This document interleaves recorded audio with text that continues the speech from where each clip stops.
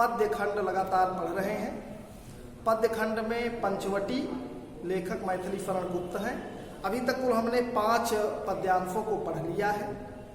अब हम छठे पद्यांश के बारे में पढ़ेंगे। आप पुराना जो भी पढ़े हैं उसी में से परीक्षाएं होनी है, तो बड़े ही व्यवस्थित ढंग से लिख करके उसे याद करते और अपनी पुस्तक में छठवें पद्यांश को देखिए ध्यानपूर्वक और उच्चारण वर्तनी दोष ना हो इस तरह से मेरे साथ पढ़ना है। बिखेर देती वसुंधरा मोती सबके सोने पर, रंग बटोर लेता है उनको सदा सवेरा होने पर, और विराम दायिनी संध्या को दे जाता है शून्य श्याम तन जिससे उसका नया रूप झलकाता है। ये पद्यांश है। इसको अगर आप 2 बार 3 बार पढ़ेंगे तो स्वतः याद हो जाएगा।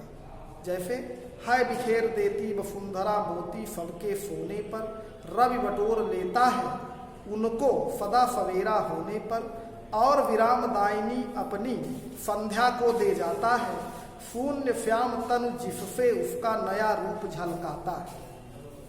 वसुंधरा मतलब पृथ्वी, रवि सूर्य, बटोर लेना माने एकत्र कर लेना, विराम दायिनी आराम देने वाली, शून्य आकाश, तन शरीर प्रसंग। प्रस्तुत पद्यांश में कवि ने पंचवटी के प्राकृतिक सौंदर्य एवं क्रियाकलाप के बारे में वर्णन किया है। लक्ष्मण, भावार्थ देखें, लक्ष्मण पंचवटी में पर्णकुटिया के बाहर शिला पर बैठकर प्रकृति रूपी नर्तकी के कार्यकलापों के बारे में सोच रहे हैं कि जब संसार के समस्त प्राणी सो रहे होते हैं उस समय यह पृथ्वी प्रसन्न होकर छोटे छोटे ओस कणों के रूप में सर्वत्र मोतियों के खजाने को बिखेर देती है। अर्थात रात्रि में आप जानते हैं जैसे ही शाम होती है तो घास के तिनकों के ऊपर छोटे छोटे जल के कण बिखर जाते हैं। है बिखेर देती वसुंधरा मोती सबके सोने पर। जब सब सो जाते हैं तो घास के तिनकों पर जल की छोटी छोटी बूंदें पड़ती है और उस पर जब चंद्रमा की चांदनी पड़ती है तो वह मोती के समान लगती है। तो कब वही कह रहा है कि है बिखेर देती वसुंधरा मोती सबके सोने पर। और जैसे ही सवेरा होता है वैसे ही रवि बटोर लेता है उनको सदा सवेरा होने पर। सुबह होती है तो वो घास पर से जल की कणें छोटे छोटी बूंदें विलुप्त हो जाती है, तो सूर्य उन सारे मोतियों को क्या कर लेता है, एकत्र कर लेता है, और विराम दायिनी अपनी संध्या को दे जाता है और दिन भर वो अपने पास उसको रखा रहता है। जैसे ही सायंकाल होती है वैसे ही पुनः वह पृथ्वी को दे देता है और पृथ्वी उसको फिर मोती के समान घासों पर उस जल को बिखेर देती है। अर्थात रोज सायंकाल ओस की बूंदें पड़ती हैं और सुबह सवेरा होने पर वो नष्ट हो जाती है। शून्य श्याम तन जिससे उसका नया रूप झलकाता है। मानो वह अपने आराम का खजाना विश्राम देने वाली संध्या को सौंप करके अस्त हो जाता है और मानो वह अपने आराम का मूल्य संध्या को दे रहा है कि अब तुम्हारी बारी है, अब मैं आराम करने जा रहा हूं, और ये मोती इसके बदले प्रदान करता है। यही मोती आकाश में तारागणों के रूप में और धरती पर ओस के कणों के रूप में फिर से चमक उठते हैं। ऐसा लगता है जैसे संध्या ने अपनी श्यामल तन को मोतियों से सजा लिया हो।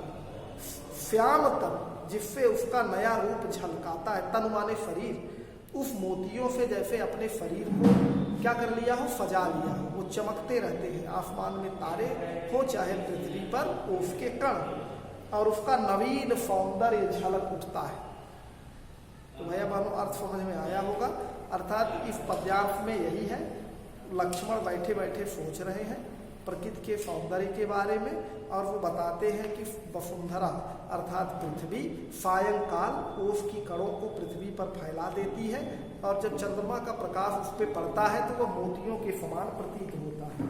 और जैसे ही सवेरा होता है वैसे ही रवि अर्थात सूर्य उन मोतियों को बटोर लेता है, और दिन भर में जब अस्त होने लगता है तो विराम दायिनी आराम देने वाली संध्या अर्थात रात्रि को वह प्रदान कर देता है, जैसे वो आराम करने के बदले संध्या को मूल्य दे रहा हो।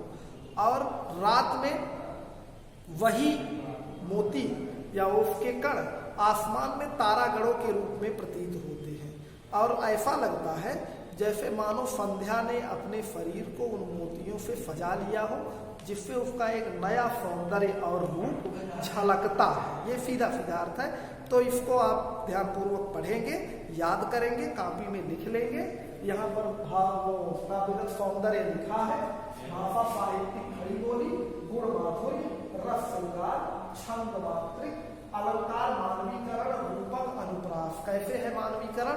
जब हम प्रकृति के कृषि क्रियाकलाप को मानव से तुलना करते हैं, मानवीय क्रियाकलाप से तुलना करते हैं, तो उसको हम कहते हैं मानवीकरण अलंकार।